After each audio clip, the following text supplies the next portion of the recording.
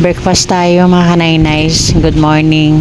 Ayan, pagkatapos ko kumain mamaya, may finamic yung kasunod kasi masakit pa yung paa ko. Natapilok kasi ako kahapon. Mga kanaynays, so naubos ko na lang yung arroz caldo pero wala akong nakikita kahit isang maliit na piraso ng manok. Magandang morning po sa ating lahat. Subscribe po natin. Ednat Mundor. Kalinga Partners Northern Samar. Ayan. Salamat po mga kalinga. Thank you po Kuya Val. Salamat.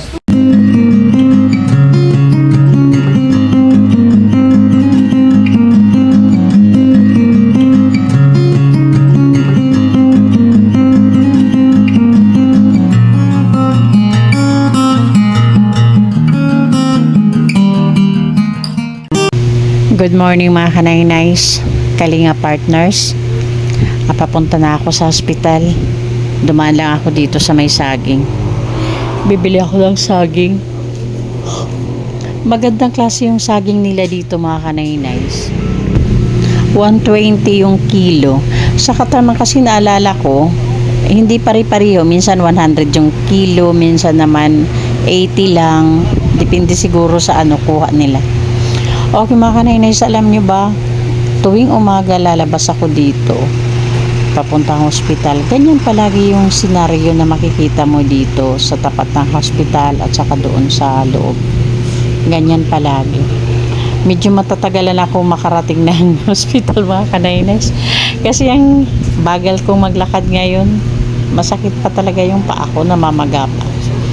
Pero mabagal man daw at makakarating din. Tama ba yun? Hindi ko alam. Oh, ang daming sasakyan. Oh my God. Wait lang. Ay, nako. Okay. Kami na, makakatawid na kami. Tao na, wala nang sasakyan. Mula dito mga kanaynays hanggang doon sa entrance sa may main building, pwede pa ako mag-video. Tapos pagpapasok na ako hindi na pwede. Pwede naman sa loob, kaya lang wag mong kukunan yung mga mukha ng mga tao. How are you? Are you okay?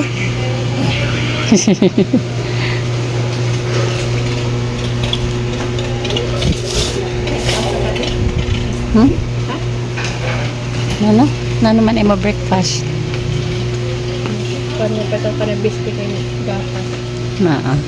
Para kapag sampurado. Tawag ka tulog daw. Hindi ka na naubos. Andyan na si Mama. Miss mo si Mama? Na-miss mo si Mama? Ay grabe kulitan naman kahapon. Okay mga kanaynays, nakarating din ako dito sa room namin kahit medyo sobrang bagal yung ano, yung hakbang ko. At least dito na din ako.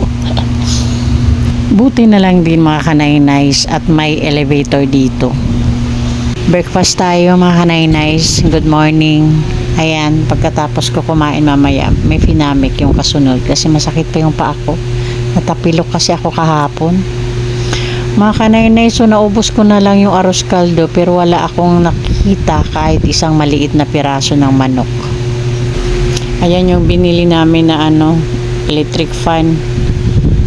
Hindi kakayanin pag walang electric fan, mainit talaga dito. Dito mga kanaynays, tingnan nyo, mapapansin nyo, pari-pariho dito kami ng electric fan. Lahat ng mga pasyente, tingnan nyo, ayan. Iba-iba lang yung kulay pero pari-pariho kami ng mga electric fan. Ayun o. Pink, green. Yung kulay lang yung nagkakaiba pero pari-pariho. Ang maganda naming patient to, 3 days pa lang, nainip na. Okay mga kanaynays, andito ako ngayon, lumabas muna ako sa room namin. Pupunta ako sa nurse station. Kailangan ko kasi kumuha ng authorization bilang second watcher ni Ana Jean. Kasi minsan ang hirap kong makapasok kasi kine-question ako ng guard. Kasi isa nga lang yung allowed na watcher ng bawat patient. So kukuha ako ng authorization sa nurse station. Ay mas malala kanina, nasa kwarto ko pinapaalis na ako ng guard. Pinapalabas na ako. Pinapalayas na ako kanina ng guard, kaya kailangan ko na dito kumuha ng ng authorization galing sa nurse. Ito na ako mga kanaynays. Kailangan ko na mag-off cam. Balikan ko kayo mamaya pagkatapos. Ito na mga kanaynays, may hawak na ako. Hindi na ako mapapalayas ng guard mamaya sa room. At dire-diretso na ako makakapasok ng hospital. Hindi kasi pwede mag-isa lang yung bantay mga kanaynays, hindi kakayanin. Kasi may mga time na may bibilihin ka sa labas, bibili ka ng pagkain, o kaya kung anong mga kailangan bilhin sa labas, lalabas ka ng hospital. Yung patient namin is bata, hindi pwedeng iwan mag-isa yun. So kailangan talaga may salitan. Kaya hindi talaga pwede na isa lang yung watcher. Pero ngayon wala nang problema kasi nakakuha na ako ng authorization sa nurse. So okay na. Lalo na pag naoperahan na si Ana Jean, hindi talaga pwedeng isa lang yung watcher. Okay mga kanaynays, palabas na ako ng hospital. Pakita ko lang sa inyo itong magandang view dito sa likod ng hospital, malapit sa room namin. Ayan. Ang ganda ng view dyan. Tapos mahangin to dito. Dinadaanan ko to paglabas at pagpasok dito sa room ni Ana Jean. Uwi muna ako sa room na tinutuluyan ko mga kanaynays para mag-edit kasi tapos na naman yung workout ni Ana Jean. Wala na, tapos na gawin lahat.